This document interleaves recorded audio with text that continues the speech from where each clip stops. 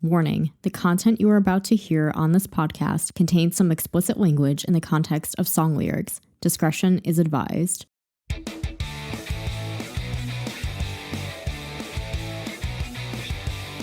think that I'm just a rock chick. I would describe my music and my sound as Avril Lavigne. The best damn thing. Welcome back to another episode of the Best Damn Avril Lavigne podcast, a facts and trivia-based podcast about Canadian pop singer Avril Lavigne. I'm your host, Andrea DiFrancesco. In this edition of the Best Damn Avril Lavigne podcast, we'll be diving into part 2 of our Love Sux celebration, where I'll be sharing my thoughts on the album and my overall reaction. In last week's episode, we learned all about Avril's process of making the album, plus some facts and trivia about each song. So if you missed it and would like to give it a listen, be sure to check out the previous episode. And without further ado, let's get into our discussion about Love Sux. So at the time that I'm recording this, the album has been out for a few weeks now, and I've had a lot of chances to listen to it and really form my thoughts and opinions about the album and each track. So I think what I'm going to do is I'm going to talk about each track individually and then give my overall thoughts about the album after that, and then some other things that I want to talk about as well.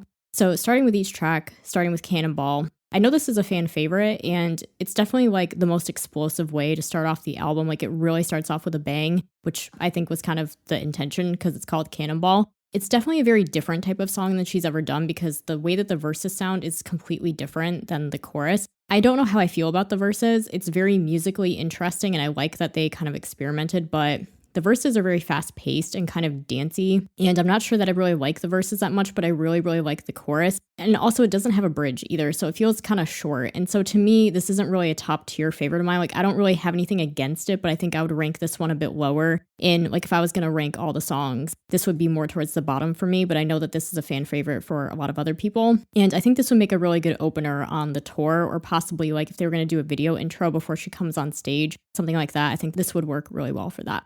Then the next track is Boys Lie featuring Machine Gun Kelly. I'm honestly not a mega fan of MGK, like, musically, but also even just personally, he's kind of a bit of a controversial figure. But I guess looking at it from a musical perspective, it's one of my favorite songs actually on the record. And I really think that it's very possible that they actually recorded this one together in the studio. I think with some of her other collaborations, either on this album or the past albums, that they were recorded separately. And those felt more like collaborations, but not necessarily duets.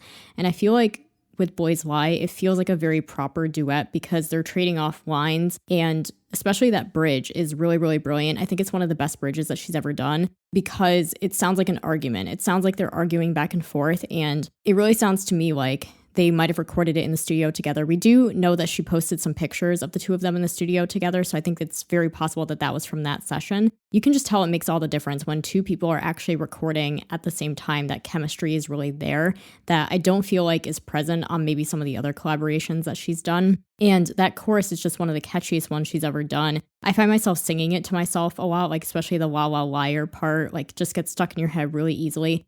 On March 13th, actually, they were seen by paparazzi or something on set, like on the set of what looked like a grocery store or something like that, appearing to be filming something. So people are thinking that they're in the process of filming the music video right now. I think my only real criticism of the song is that it does feel kind of immature and juvenile, that these people who are well into their like 30s at this point are singing about like boys lie, girls cry, whatever. I was really surprised that it was a least favorite for a lot of people. A lot of people didn't seem to like this one, or it seemed like a grower for a lot of people. But for me, it was like an instant standout. It's one of my favorites. Then that brings us into Bite Me, which we're all familiar with at this point. I will say I've kind of grown a little tired of it just because now we have like the newer songs. Like, it's just kind of one that I'm not as inclined to listen to as often anymore because we've had it for so long. But when you listen to it along with the rest of the record, it's definitely a standout. Like, it was definitely the right choice for the lead single. And I still think it's one of the strongest songs on the record, but for me, it's just not one I'm playing a lot. Like, I'm not going out of my way to play it just because we've had it for a while now. And there's just like the newer songs that I would rather play. My only real criticism about the song actually is that I really wish that in the beginning, like the very beginning, when she does the hook, and her voice is like very strong at the beginning, I really wish that they had re-recorded that part because her voice sounds kind of piercing at the beginning with like the AU. I kind of wish that they had done something about that, but that's my only criticism of the song. Otherwise, Bite Me is one of the standout tracks on the album. Then that brings us into Love It When You Hate Me, which is another song that we've had for quite a while. This is another one. I don't mind the song. I love the chorus especially. It's very catchy, but we've just had it for so long that it's, again, not a song I go out of my way to play at this point. I know for a lot of people, this is kind of one of their lesser favorites. I would say out of the collaborations, I think it's my least favorite. And every time that she and Black Bear have like performed it together, the performances have been okay, but they don't seem to have a lot of onstage chemistry together when they perform it. So the song is just kind of okay for me. I really like it. It's kind of like middle tier for me. Then that brings us into the title track. This, I think I would say, I don't dislike it, but it's probably more at the bottom for me just because it's a little too sing-songy and maybe a little too kind of juvenile sounding. But at the same time, it's also really, really catchy. And a lot of times I find myself singing the like, not another breakup. Like I find myself singing the hook a lot to myself, like when I'm just working or something like that. It'll just kind of come up in my head and I'll be like singing it while I'm working or something. So it's really catchy. It gets stuck in your head really easily. It's a really good song to sing along with. I feel like there's a very strong chance that she'll perform this one in concert. There's that part after the bridge where she starts singing the chorus again, but it's like just the drum beat behind her while she's singing. I could very much imagine the crowd having a really good time singing along with that. And I think that's probably what she'll do. I'm going to get more into this when I talk about my favorite lyrics, but I also really like the bridge of this song. I think that the lyrics are really clever.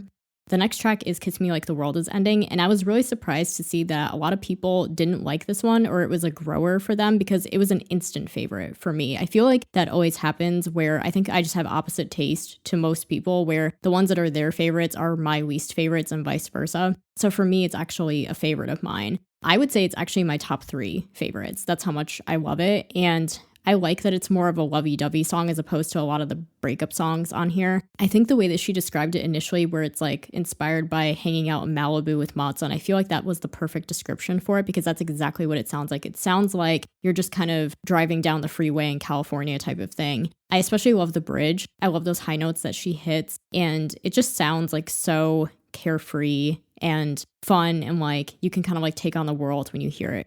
The next one is Avalanche, which is a fan favorite. I think it's safe to say this is the fan favorite off the album. Even though there's a lot of different favorites, this is the fan favorite. I feel like this is kind of like the nobody's home of this album with how many people like just unanimously love this song. I really like it. I don't think I would put it in my top 3 just because there's other songs that I like more, but this is definitely very, very close to being at the top for me. When I first heard this song, the production style or the instruments really reminded me of a blend of Under My Skin and Head Above Water because it had that kind of like orchestra thing going on, but it also has this really dark rock thing going on like Under My Skin had. And so I could have easily seen this being included on the track list for Head Above Water. And I can really appreciate that it's actually the only song on the album, I think, that isn't about love or relationships at all, which is really strange that they included it. It's actually more about mental health. And I think that's why a lot of people have connected with this song and why it's a favorite, because it doesn't actually have anything to do with the album's main theme, strangely enough. I'm going to get more into this when I talk about my favorite lyrics from it, but I think lyrically it's one of the strongest on the album and one of the most relatable songs. And this is another one that, again, I find myself singing the hook part of it, like I'm running from an avalanche. I find myself singing that to myself all the time. The next one is Deja Vu, and this was another one that I saw being standout fan favorite. I would have to say I don't dislike the song, but I think if I just had to choose a least favorite, I think this would be it. I just kind of don't like the structure of this song, especially like in the chorus, where it kind of has this like Under My Skin feel, which is I think why a lot of people do like it, because Under My Skin is like the fan favorite album. But for me, Under My Skin has never been one of my favorite records just because I'm not really into like dark rock music that much. And that's what it reminds me of, I guess. And maybe that's why this one doesn't resonate with me as much. I don't think the song is bad or anything. And I think that some of the lyrics are interesting. And again, even with this not being a favorite of mine, again, like I find myself singing the deja vu part, like the chorus. I find myself singing that to myself a lot. But like I said, if I had to pick a least favorite, this would probably be it. I put the album on shuffle while I was like folding laundry and the song came up, and it's like if I was going to listen to the album or like pick out tracks to listen to, I'd probably skip this one. But if I'm putting the album on shuffle and it comes up, I don't like mind that it's there, but it's just not a track that I kind of like go out of my way to listen to, I guess. The next one is FU, which is I think my top favorite on the album. Which is funny because I think for a lot of people, this is one of their least favorites. So again, just that opposite thing in taste where for some reason the ones that I like are the ones that people don't seem to like as much and vice versa. So a lot of people really like Deja Vu. I don't care for it, but I love FU and a lot of people don't care for this one. It's interesting because this is the only song that doesn't have John Feldman or Modson involved in it. It's actually it was written with Travis Barker and another guy named Nick Long, and then it was produced by just Travis. So I think it's really interesting that this one does seem to have a little bit of a more kind of traditional pop punk Blink-182 kind of sound to it. I just really love this track. It's so high energy. I'm really surprised that a lot of people don't like it because I don't get it because like to me, this is like a very quintessential pop punk song. I will say that lyrically, I don't think it's one of the stronger tracks. Like I think that some of the other songs just have stronger lyrics. I think that the bridge, there's not a lot going on with the bridge on this one either. So I will say that it does have its weaknesses, but I think it makes up for it with the energy and the attitude. For me, it's just one of those songs you listen to it and you like can't not just headbang to it.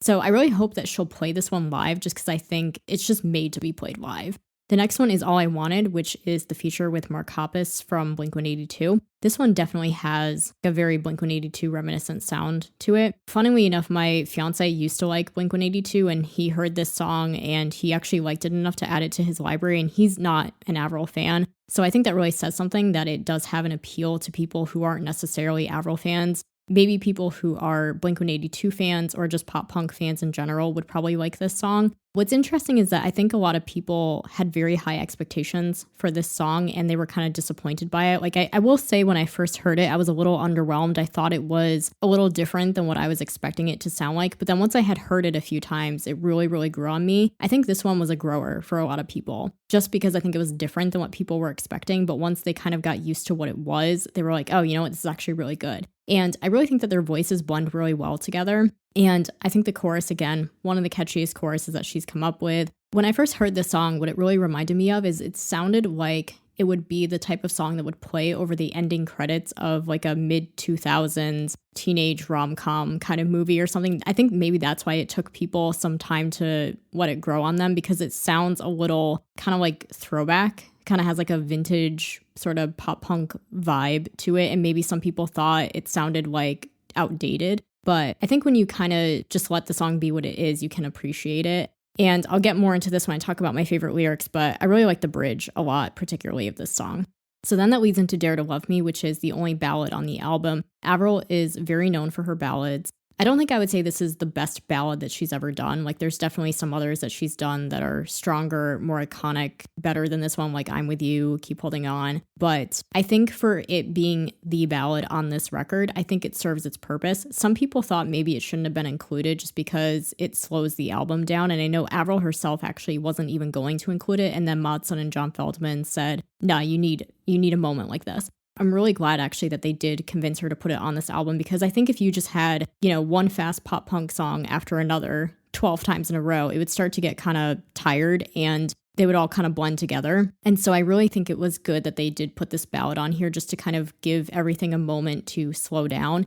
I think that it was really important to include this song on the album because it's a vulnerable moment. You can be mad when breakups happen, but then after that, there comes like the grieving stage where you're like, actually, now I'm over this guy, but now it's like, what do I do now? Do I put myself out there again?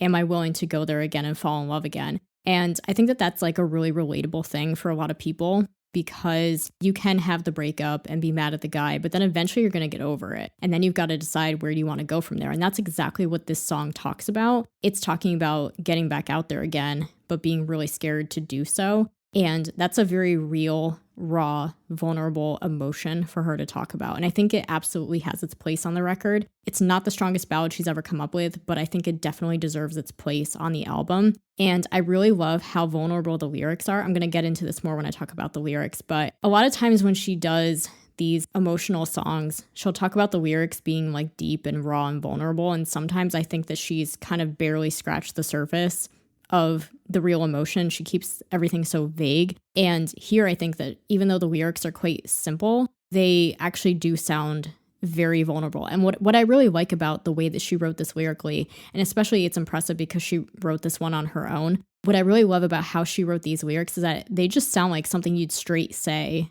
to a friend while you're having a conversation. Like if you were having a conversation with someone about how you're feeling about a certain situation, this is like exactly what you would say. And I love that. I love how like confessional the lyrics sound. I think my only criticism of the song is that the bridge could have kind of built up to something more. Like, I think when I first listened to it, I was expecting there to be like this big crescendo kind of explosive moment or something, sort of like an I'm With You type bridge. I was expecting like this big moment to happen that never really came. And I think other people kind of said the same thing. Once I listened to the song a few more times and I just kind of grew to accept that that wasn't going to happen, I can appreciate the song for what it is. And I can appreciate that, you know what, it's just meant to be a raw, stripped down kind of ballad. It doesn't have to be this big moment or anything. It just can be what it is. And I definitely think this is one of the more underrated tracks on the album.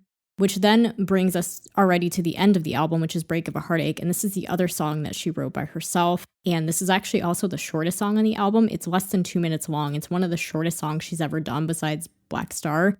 It's weird because I think when I first heard this, I thought it was okay. And then it grew on me after a few more listens. And I think that was the case with a lot of people where it's such an odd structured song that it just kind of took a few listens to get used to it. I really like the structure of the song. And what's interesting is that Avril said when she first wrote it, it actually sounded more like a country song. And I would be really interested in hearing what the original sounded like. I would be interested in hearing it be reworked as a country song. But I really like how it's been produced here as well. I just think like the structure is so interesting, and it really is like how she said, I wanted to end this album like with a party. And I love how it just like amped up it makes you feel when you listen to it, where it's, to me, it sort of reminds me of that meme where it's like, not today, Satan. Like it kind of reminds me of that, where it's just like, oh no, you're not going to do this to me again. And I love that there's like gambling references. My only real criticism, I guess, of the song is that I think it could have benefited from another verse. It's very weird to me how it sounds like, you know, the opening is the first verse, then it goes into the chorus, but then it seems like it goes right into a bridge. And to me, it just seems like there was something missed there. I don't know if she just like couldn't think of a second verse or whatever. She wanted to keep it short. I don't know. So to me, it does seem like it feels a little short. It feels like it kind of cuts off too soon. It could have benefited from another verse maybe. But overall, this is like one of my favorite songs. I wouldn't put it in my top favorites just because it does feel kind of short and cut off a little bit. But I just really love that amped up feeling that it gives you. And I like the metaphor of I'm not going to take another break of a heartache, you know, another rip, another bruise, another strain, another break of a heartache, like comparing it to like just being ripped apart, basically. This is also the first time that she's ever closed an album with a song that's not a ballad. And I think it was the right choice because some people think maybe she should have closed with Dare to Love Me to kind of show like the place that she's at now. But I think closing with Break of a Heartache, I think, ends on like this empowering note and kind of just saying like, I'm never going to let this happen to me again. And I think that that was really important to end the album that way. So that's all 12 of the songs. To recap, if I had to say what my top 3 are and my bottom 3 are, I think currently would be FU, followed by either Kiss Me Like the World Is Ending or Boys Lie. And those would be the 3. And then my bottom 3, if I had to pick, I think I would say from like the best one to the worst one, I would maybe say either Cannonball or Love Sux and then Deja Vu. But honestly, when I was trying to think about what are my least favorite songs, I had a really hard time picking what I would even pick as my least favorite. And I think that really shows the quality of the album, that if you have a hard time picking a least favorite, that means they're pretty much all really good songs, like all really strong. And I saw like a lot of people say that they had a hard time picking a least favorite, which I think really speaks to the quality of the album. I feel like even the ones that I don't like as much as the others, like I said, I don't think any song is bad. I don't think there's any song that I outright hate. I'm never going to listen to this song again. Even the songs that I don't like as much as the others, I still think every song has its place on the album. Like every song is like deserved to be on there. In the past, sometimes her albums have had like filler tracks and stuff, but I don't think there's any filler on here. Some people might disagree with that. I think some people think maybe like All I Wanted or Dare to Love Me or Break of a Heartache sound like filler tracks, but I disagree. I think that even the songs I don't like as much, I think every song has its place on the album, and it's a really solid album. I think it's one of the best ones she's put out in a long time because it's been a while since she's put out like a very consistent album, probably since The Best Damn Thing, really. Her last few albums, there's always been like this hodgepodge of producers involved, and it's kind of ended up sounding like a very disjointed record, like sonically. Especially that happened with like the self-titled album and Head Above Water a little bit, where there were like so many different types of songs on it and so many different producers on it and all these different sounds on it that it just sounded like all over the place. And I can appreciate that this album is a lot more consistent. Like it's pretty much the same small group of collaborators that worked on it. The production is solid and consistent all the way through. And there's like a consistent theme that kind of wraps up the whole album. It doesn't feel like this disjointed mess. It all feels like this is a complete album, like not just a collection of songs, but this is an album. I think this is one of her best albums for sure. I think I like it more than the last few. Where I would rank it amongst her other albums, for me, Let Go is always going to be my favorite, and I don't think anything's ever really going to top that. And then my second favorite is The Best Damn Thing,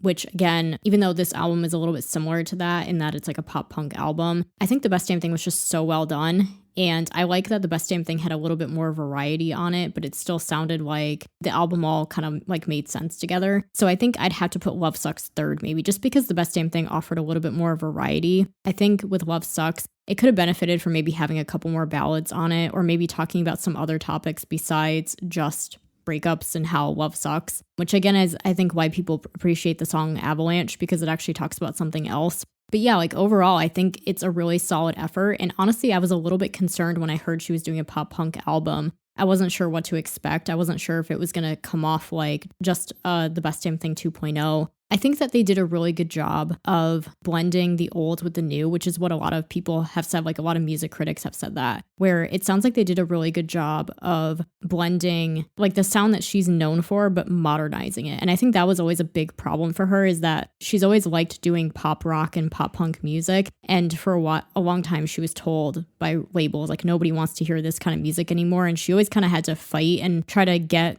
guitars and drums into her music. And sometimes it turned out a little too poppy, like it turned out more pop than rock. And I think this time around, they did a really good job of modernizing her sound and actually making it sound like a true pop punk record. So really solid effort by all. John Feldman is probably pretty much the best thing to ever happen to her, as well as Mod Sun, of course. And also the fact that she reunited with Travis Barker again. And I think the two of them work really well together as well. And like all the collaborators on this album, like Machine Gun Kelly, Black Bear, Mark Hoppus, everybody did a really great job. And it just really shows in Avril the way that she performs and talks about the music.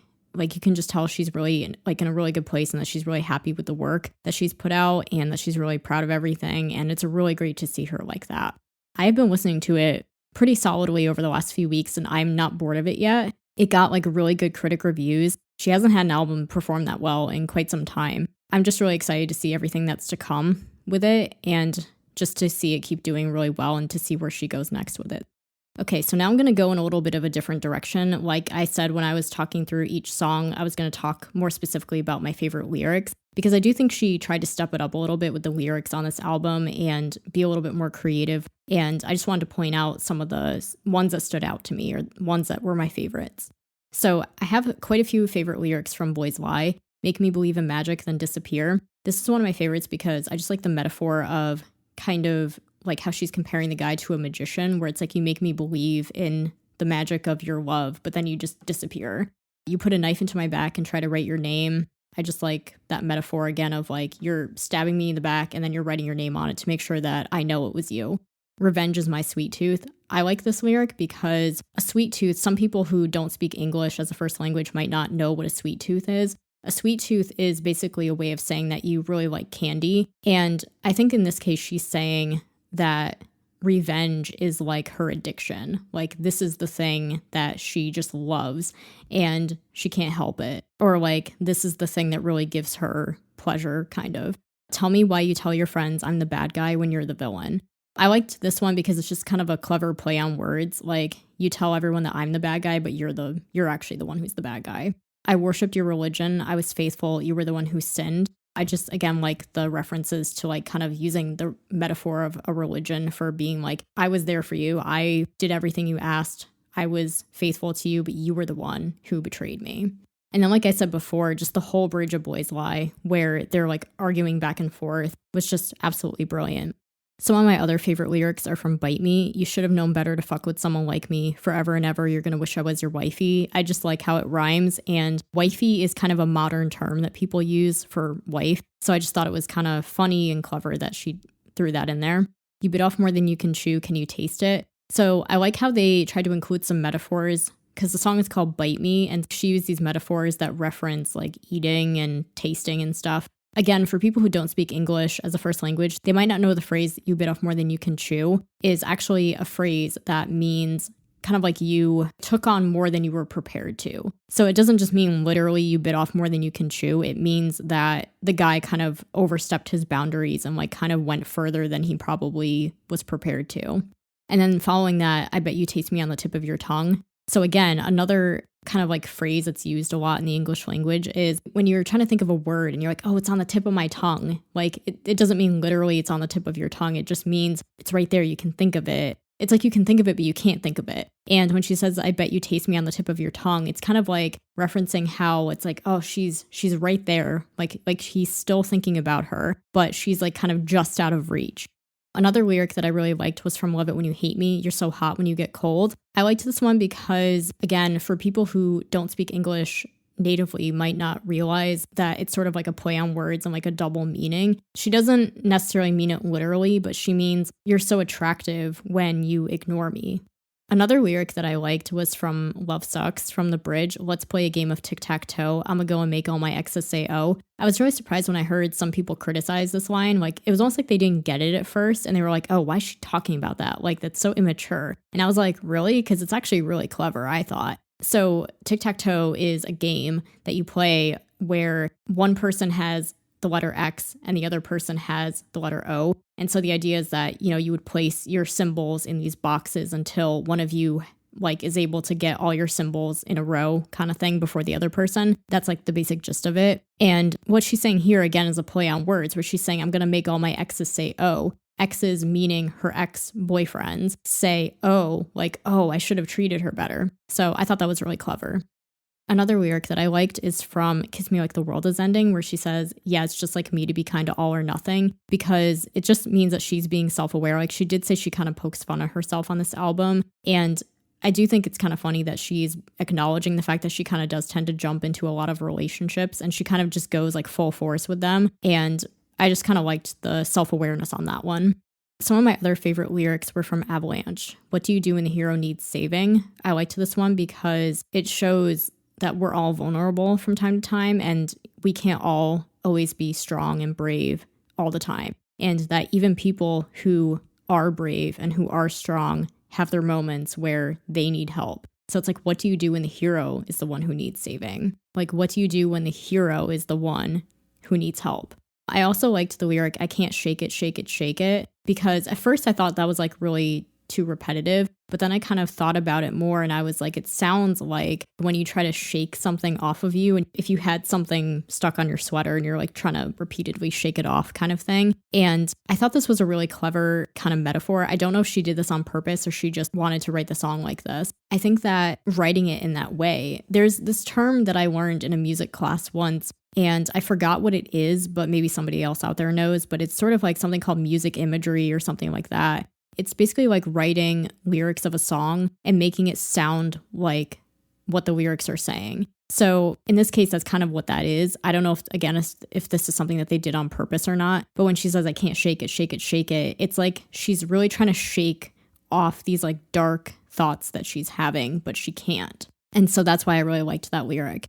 I also really like the lyric in the pre-chorus. I've been slipping and sliding. My world's getting colder. I'm tired of looking over my shoulder. It, again, relates to that metaphor of an avalanche. Slipping and sliding, like if you think about an actual avalanche happening, you would be running away and you'd probably be slipping and sliding on like mud and rocks and stuff as everything is coming down. And I'm tired of looking over my shoulder. Again, this is like another thing. If you don't speak English as a first language, you might not actually know what she's saying here. She, I think, means it both literally and figuratively. Because again, if you were running from an actual avalanche, you would probably be looking over your shoulder constantly as you're running to see like how far is it behind you. But to be looking over your shoulder is also like a phrase that means, it doesn't have to mean literally looking over your shoulder. It can just mean that you're afraid of something coming after you and you're always kind of on the watch or like on the lookout for it. And that can give you like extreme anxiety and like paranoia. And so I really liked that she kind of used that double meaning there.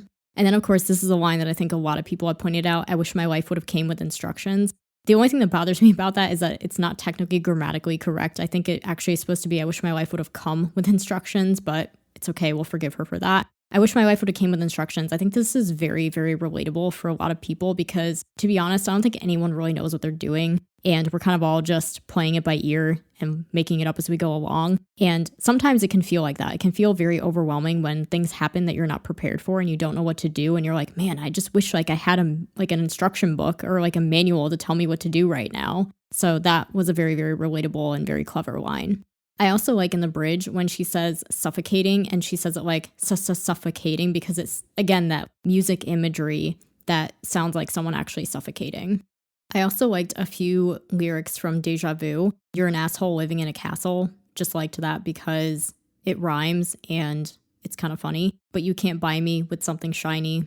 I liked that because it rhymed and it's kind of like just really true. Like you can't buy my affection by buying me material items. You're not romantic. You for sure are hopeless. This is a play on the famous phrase like hopeless romantic. So I kind of like that she like flipped that on its head. Right time, wrong situation, was all my love wasted. I like this one because I think this is another one where she's kind of referencing herself, where she has been in a lot of relationships that seemed like they were with really good people, but for some reason it just didn't work out. And it's kind of like looking back at it and it's like, man, did I like waste all my best years on these people? The next lyric that I like is from FU. You should read my fucking lips because you don't seem to hear me. A lot of people didn't really like this lyric because they thought it was too obvious or like she was kind of just saying the same thing that she just said. But if you really read it and analyze it, she's actually saying like, I guess if you're not going to listen to me, you should at least like read my lips then because you're not hearing what I'm saying. So I guess you need to read my lips. I also liked this lyric from All I Wanted, Memories of Cigarettes and Polaroids, because it almost made me think that she might have been talking about Chad Kroeger, because when they worked together on her album, self-titled album in 2013, Avril, like her thing then was taking a lot of Polaroid photos. And so it just made me think of that. So I was kind of like, I don't know, I was just like kind of surprised at how specific of a lyric that was. And again, obviously that could just be a coincidence, but it was just like the thing that I thought of when I heard that lyric. And I just wanted to mention it here. Then, like I said, when I was talking about All I Wanted and how I said I liked the bridge a lot, I really like the lyrics, floating to the nothingness, because after all the truth is, the only things we leave behind are noise and absolution. I act like everything is fine, but I'm plotting revolution. So I just love that so much. I would be really surprised if she wrote that because that sounds more like something Mark Hoppus would probably have written. Sounds very Blink-182, sounds like a very pop punk type of lyric. But what I specifically love about that, this is going to sound really kind of nerdy of me, but maybe there's other people out here who can relate to this. I really like to watch period dramas and historic things. And like, for example, I watched a couple things on HBO Max recently, like this movie called A Royal Affair, which was set in 18th century Denmark and involved like the royal family there. And another series about Catherine the Great and her reign and stuff. So I really like that type of stuff. And it just, maybe it's just because I was watching those kinds of things, but it just made me instantly think when I heard the line, I'm plotting revolution, it just made me instantly think of like 18th century Europe and like how they were revolutionizing then and stuff. And it just, I don't know, just really liked it a lot. Moving on to Dare to Love Me, like I said when I talked about this song, there were a lot of lyrics that I really liked. It's not that I don't care, it's just I'm fucking scared. It's terrifying. Again, I love how raw and vulnerable and conversational that sounds, because I feel like that's exactly the type of thing that you would say if you were having a conversation with your best friend, like you had just gone through a breakup and they were asking you like, well, you know, do you want to date again? And you'd be like, it's not that I don't care, it's just I'm fucking scared. It's terrifying. Like, I feel like that's exactly how you would say it in a conversation.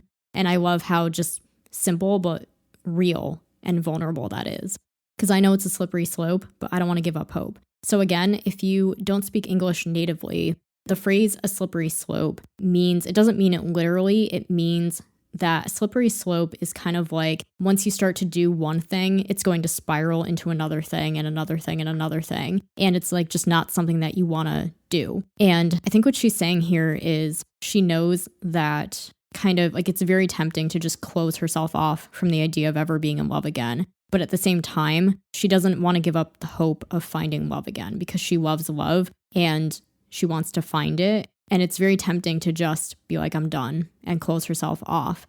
But it's not a road that she wants to go down because then she'll never find the love that she's looking for if she does that.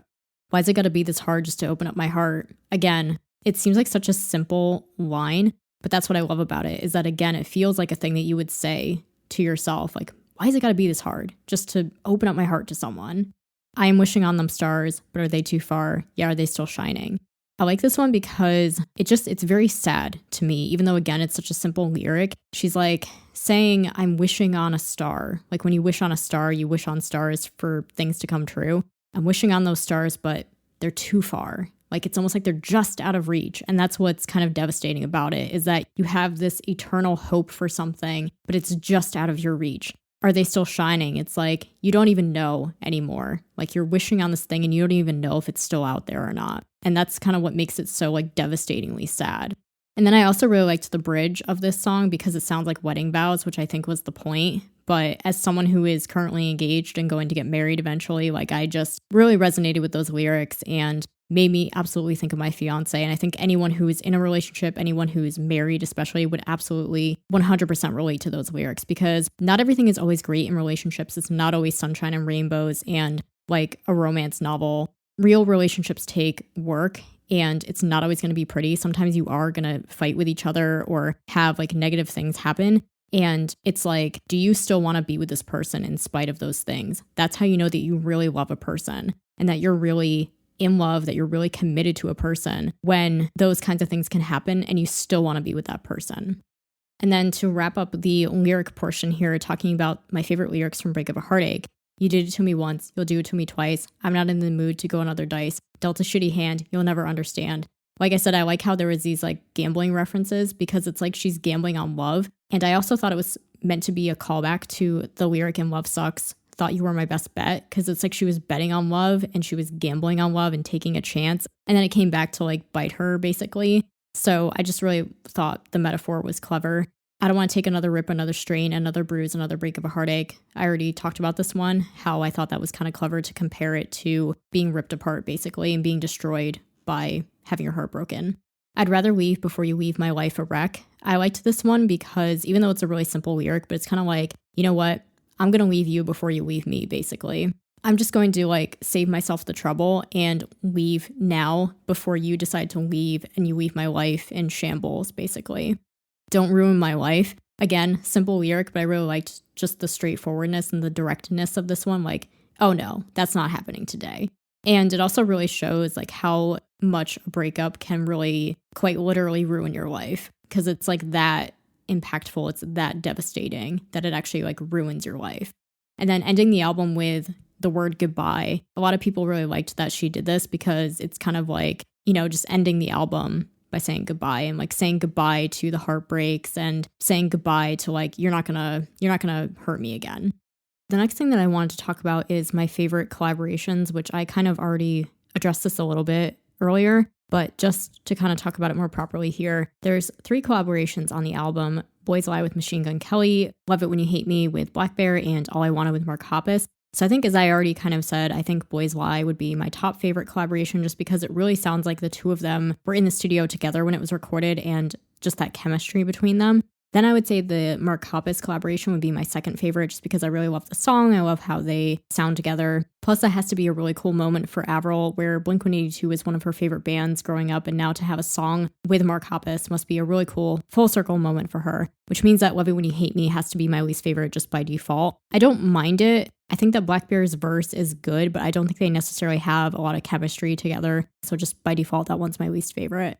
Another thing that I wanted to talk about is the length of the album, because it's about, I think, 34 minutes around that. And that's her shortest album to date. And a lot of people, when they saw that that was the length, they thought it was way too short and that there should have been more than 12 songs on it. And the album should have been more like the standard 45 to 50 minutes. I have to say, the album does not feel short to me. Then again, I don't really like super long albums, but to me, it feels like the perfect length. Yeah, we could have had a few more songs, maybe, especially because like Break of a Heartache is kind of short. Like a lot of the songs are quite short, but I think that if it was just overly long, it would feel like dragged out. And pop punk albums typically are shorter, and albums in general today are a lot shorter to accommodate streaming and because people have shorter attention spans and stuff like that. So I think that there was a reason for it, but to me, it feels like the perfect length. A lot of people talk about playing the album like on their commute to work and stuff, and it's like the perfect length. I will say that I think some of the songs maybe end too abruptly. Like some of the songs could have used maybe a bridge or an extra verse or another chorus at the end. But the album as a whole, to me, feels like the perfect length. I don't think it's too short. I also wanted to say my thoughts on who the songs are about because there's been a lot of theories going around about who the songs could possibly be about. We do know that the 2 relationships that she was in between her last album, Head Above Water, and then the creation of this one before she started dating Matsun, she was with Philip Seraphim and Pete Jonas of the band Jaguar Twin. So a lot of people naturally think that the songs are about those 2 people. I kind of don't know about that. I think that, yes, I see why the song like Deja Vu, for example, very clearly points to Philip because he's like a rich guy and the lyrics talk about that. But then like I'm pretty sure around the end of 2020 or beginning of 2021, something like that, Avril was seen riding motorbikes with him. She's always been on pretty good terms with most of her exes, so it would seem really weird to me that she would be on good terms with him, but then she would write a song like this about him. Pete Jonas, I could see like a lot of those songs being more about him just because they don't seem like they're really on good terms anymore. I don't know if I really think that the songs are necessarily detail for detail about these 2 relationships. I think that Avril might have taken a lot of creative liberty and might have used them for inspiration, and then she kind of exaggerated them just to make them more interesting and more relatable or more creative, more clever. I don't think that just because something is about a real person or a real relationship that happened, that necessarily everything that's written in the song is like 100% what actually happened. And I have seen some people sending like hate to these guys over these songs. And I just think that's kind of like immature. Like we don't know what really happened between them in the relationship. And there's always 2 sides to every story. And we're only hearing Avril's side. And I just think it's like not really our business to know like who the songs are about or what happened exactly between them. It's her art and she's going to, use her real life experiences and use that to make her art. But, I think it kind of ends there. Like, I think the point is to kind of apply it to your own life, your own relationships, your own experiences.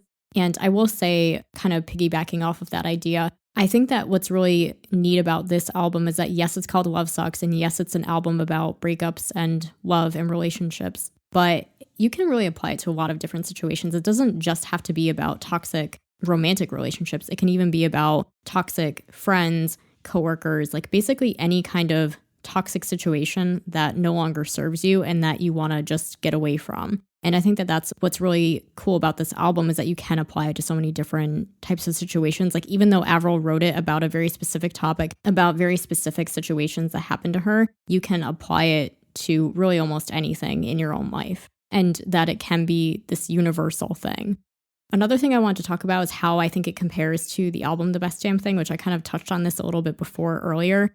A lot of people have compared this to The Best Damn Thing because they're both pop punk albums, and like Travis Barker was even involved with both of them. But I do think that these albums are different enough that I wouldn't necessarily say that Love Sux is like The Best Damn Thing 2.0. To me, they're both different albums that can stand on their own as equal bodies of work. I think that they both have differences for sure, like in the way that they're produced. Like The Best Damn Thing is kind of more cheerleader, pop punk inspired, and Love Sux is more traditional pop punk, more like Blink-182, Green Day kind of stuff. Like I had mentioned earlier, The Best Damn Thing had more ballads on it. There was a little more variety, more differences in the production because of the different producers involved. And Love Sux has pretty much the same producers throughout, more consistent sound. So yeah, I mean, to me, they're not really the same album at all. And I think a lot of people would say that. Like, yes, there's some similarities between them, that they're both like fast, aggressive, upbeat pop punk albums, like very lighthearted. Both talk about like breakups and relationships and stuff. But I do think that they have enough differences between them that they're separate bodies of work.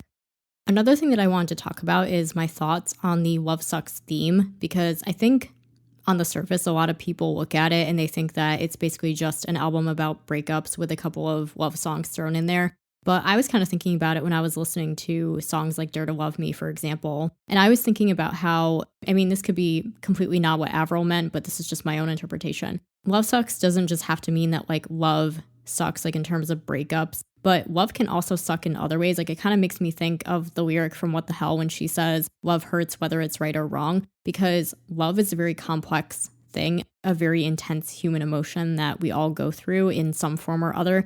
Like even if you've never been in a romantic relationship, you've experienced love, hopefully with like friends or family and even pets or, you know, grandparents, things like that. And even if you are in a romantic relationship, and even if you're in like a good, healthy relationship, love can still hurt, because sometimes when you like really love a person and you care about them a lot and they can hurt you in certain ways, or it takes a lot of work, even if you're like both in a good place, relationships still take work.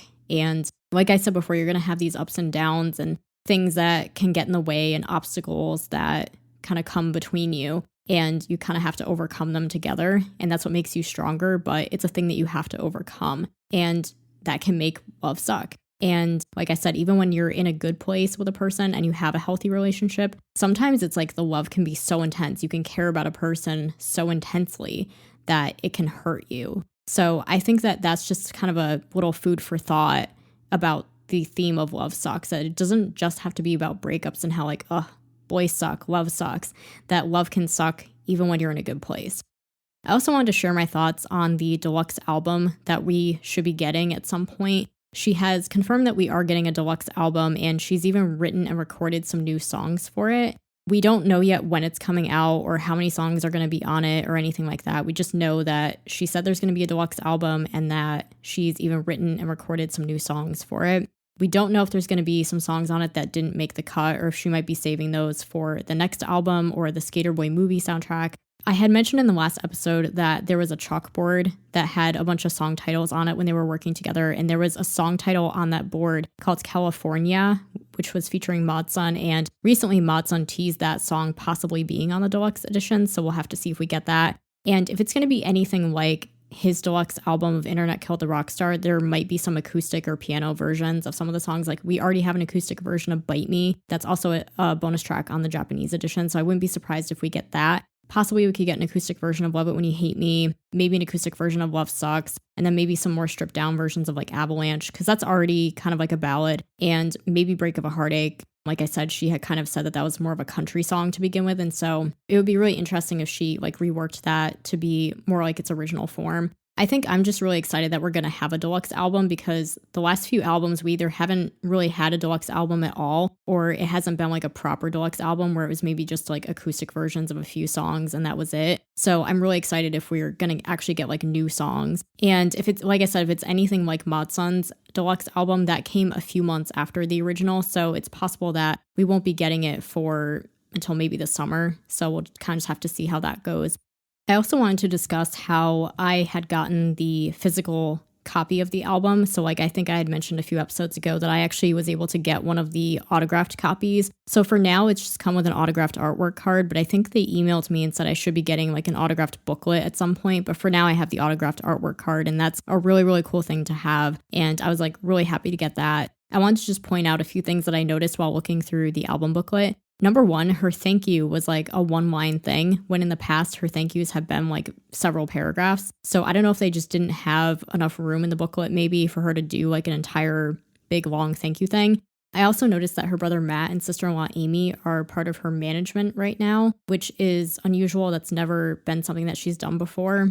And I also noticed that she wasn't involved at all in the art direction, which is also unusual, because I know for sure on Let Go she was, and I think on The Best Damn Thing, and possibly a couple other albums as well, that she was involved in the art direction. So it's really unusual that she wasn't really that involved with a lot of that other stuff besides the music this time around. Something else that I also wanted to point out is that the clean version of the album, which is available, I think, only on streaming right now. I'm not even sure if you can buy a physical copy of it. The clean version that's available on streaming, it seems like they didn't put a lot of effort into like making actual clean versions of the songs. Like, for example, on like The Best Damn Thing or the self-titled album, I think they tried to like make alternate lyrics for the clean versions. Whereas on this album, except for Bite Me, I think all the other clean versions, anytime there was a swear word, they just like blocked it out of the recording. So there seems like there wasn't a lot of effort put into making like real clean versions, which was a little disappointing. I mean, I listened to the explicit version of the album, so it doesn't really matter, but I would have liked to see more effort put into making like real clean versions and like actually coming up with alternate lyrics, which doesn't seem like they did here, but maybe they just wanted to get the album done quicker and they just didn't bother to do that. I don't know. Something else I wanted to point out is that there is a little bit of a debate going on about what the real color of the album cover is. So when the album first came out, most people were like, oh, that's clearly red. And then there was an interview that Avril did recently with Zane Lowe from Apple Music, where she was like, she pointedly asked him a question. She was like, hey, this album cover is orange, right? And he's like, yeah. And she's like, yeah, I don't know what people are talking about, how it's like red.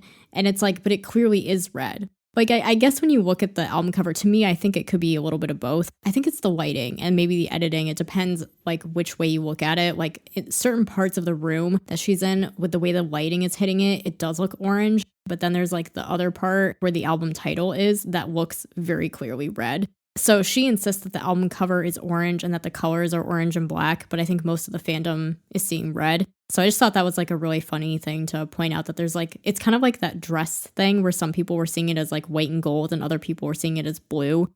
Another question that I had that I wish someone would ask her in an interview is what the black balloons symbolize, if anything. Some people do have theories that, besides the theory that the balloons look like a couple kissing, some people think that the balloons could represent these dark feelings that she's holding on to, like resentment from the breakups and the relationships, and that she's like holding on to them and then she's going to let them go. Or some people think that the balloons maybe represent like hope, like her hope of still finding love one day, and she's like really holding on to them. I'm really surprised that that's not something that she's talked about or that she's been asked in an interview yet. I really hope that eventually someone asks her what the black balloons symbolize or why she decided to include them. The next thing I want to talk about is the tour that's coming up later this year. So she's going to be going on tour in Canada in May, and it's called the Bite Me Tour. Then she's going to be going on tour in the summer in the US, and then later in the year she's going to be going to Asia, and then next year she's going to be doing the European dates that were scheduled from like way back in 2020. So she's kind of talked a little bit about what to expect from the tour. She's been in rehearsals already. Ashton Michael is going to be designing the costumes, and she said that she's going to bring back the black balloons to kind of incorporate on the stage. So I kind of just wanted to talk about what I'm sort of expecting from the tour, or like which songs I think would or should be included on the set list. So she kind of already talked about how she's going to play a mixture of old and new songs, which she always does, and that she's probably going to play maybe half of the album live, and then the rest would be singles. I think for sure she's going to perform Boys Lie, Bite Me, and Love It When You Hate Me, because those are the singles. And then she talked about performing the title track. Like she was most excited to perform the title track and Kiss Me Like the World Is Ending. That seems like that's probably going to be it. Like I said before, I think Cannonball would be really fun to like open the show with. Or if not, maybe like how in the past she's done some like video intros, like the Avril Lavigne tour, there was like a video montage set to a rock track. And then the Head Above Water tour opened with like a montage of clips from the music video, and they were playing the instrumental of Head Above Water, and then she came out to the stage. If they did kind of something like that, where it's like a visual, like this montage of all these clips of Avril just kind of going crazy and playing guitar and rocking out and stuff, and then she comes out to the stage, I think that would be so fun and like really build up a lot of hype. But she hasn't really talked about the possibility of performing that one, so it's kind of questionable if it'll be included. A lot of people really want her to perform Avalanche. She hasn't really talked about that one a lot, but I think if she sees enough people want it, she might bring it out at least for a couple of shows. But I kind of hope that she does perform that one, because I think it would be a really impactful moment. Deja Vu and FU are ones I could kind of see getting rotated every few shows. Like I don't know if they'd be a permanent part of the set list, but I could see her kind of bringing them out, but not necessarily making them like permanent. I think the Mark Hoppus collaboration, I think it's safe to say that that one's probably going to be axed from the set list, just because she can't really perform a solo version of it like she can with Love It When You Hate Me. And I'm like, unless she can pull Mark Hoppus in as like a surprise guest for a show, it's kind of hard to like recreate his part, or like it'd be kind of awkward just to have like a video of him singing his part. So I kind of think this one's not going to get performed. And then Dare to Love Me is the only ballad. Usually when she performs ballads at her shows, it's like the really big power ballad, like single songs like I'm With You and When You're Gone. I don't see this one getting performed because she didn't even want it on the album to begin with. And it's not like a big single ballad, so I kind of don't see this one getting performed, which is kind of a shame, because I think it would be a really like standout moment, just like it is on the album, where it's like this really vulnerable, like stripped back moment. I think it would be really powerful if she actually did perform it, but unfortunately I don't really see it happening. And then Break of a Heartache. This one is so short that like there's really no excuse for her not to be able to fit it into the set list. But at the same time, it's so like fast paced. I kind of don't know if I see her performing this one. This might be one that might get rotated in like here and there, but probably not a permanent part of the set list if it's even performed at all.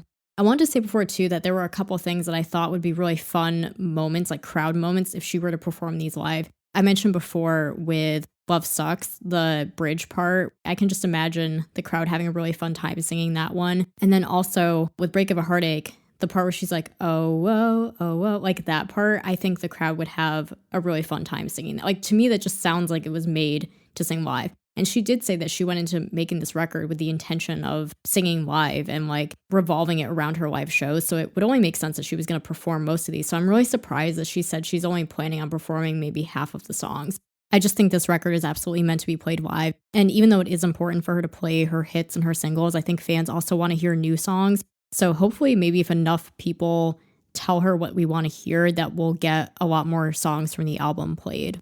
Then the last thing that I want to address is kind of where I see the next albums going, particularly the 8th album, because she has talked about it already. She said that she might end up doing the same thing for the next album, like working with the same collaborators, doing the same type of music, possibly using a lot of the songs that didn't make this album on the next album. I don't know if I'm super on board with it, to be honest, because to me, it feels very much like just to find something to compare it to, like a Folklore Evermore situation like Taylor Swift did. If you've heard both of those albums, you kind of know what I'm talking about, where to make a sister album of something, it's very difficult, in my opinion. And this is coming from a person who, like, I'm a very musical person. Like, I play instruments, I write songs. I've taken music classes in school. Like, I kind of know some things about music. And so I think just from my perspective of someone who knows things about music, to make a sister album of something is really difficult because there has to be things about it that are like a common thread between that and its original album. But then it also has to be different enough that it can stand on its own as a separate but equally good, if not better, body of work. And that's really, really hard to do. And I think Taylor managed to do that because she's Taylor Swift. She's an exceptional songwriter. But I don't know if I can see Avril pulling that off. I think the reason why it worked with like Folklore and Evermore is because Evermore was a little bit more adventurous. Like you could tell that those songs belonged in the same universe as Folklore, but they kind of experimented a little bit more. I think if Avril was to do that with the 8th album and make it like a sister album to Love Sux, they have to be a little bit more experimental. I don't just want a Love Sux Part 2. I know a lot of people are like, oh, this album's great. I would love another album just like this. But honestly, I think I would be bored. Like, I don't really need to hear another album exactly like this one. The reason why this record is so special is because it's different and because it's like fresh and new. But if she was going to make another album just like it would probably pale in comparison. It probably wouldn't receive exactly the same fanfare that Love Sux did. And I think if she is going to continue like in the same direction with the same collaborators or the same style of music, that they should also find another theme to talk about. Like just doing another breakup album when she's already in a happy relationship kind of doesn't make a lot of sense. Maybe she could do like a reverse album where it's a lot of like love songs, like more songs like Kiss Me Like the World Is Ending and Dare to Love Me. Some people have suggested maybe just doing an album entirely about something else, like nothing about love or relationships, but maybe like just kind of like living life or what it feels like to be back after the pandemic. More songs about mental health, something like that. I mean, whatever she ends up doing, I just don't want like a repeat of Love Sux, if I'm being perfectly honest. A lot of people have suggested that it would be wise of her to do another album like this just because pop punk is like very on trend right now, and that it would be good to like take advantage of that while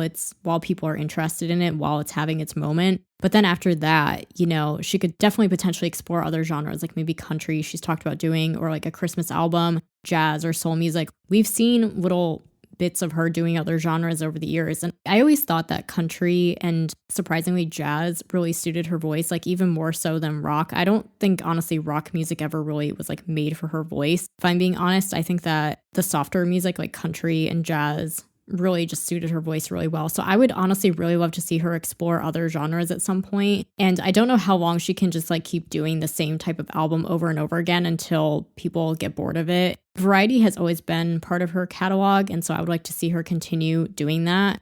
But as far as like the next album, like the 8th album, I think if she's going to do like the sister album kind of thing, that maybe by like next year she should have the album out. Otherwise, I think she'll have kind of missed the boat on the pop punk thing. And like I said, I would personally welcome her kind of exploring other topics or maybe like being a little more experimental in the genre, not just like doing a repeat of Love Sux.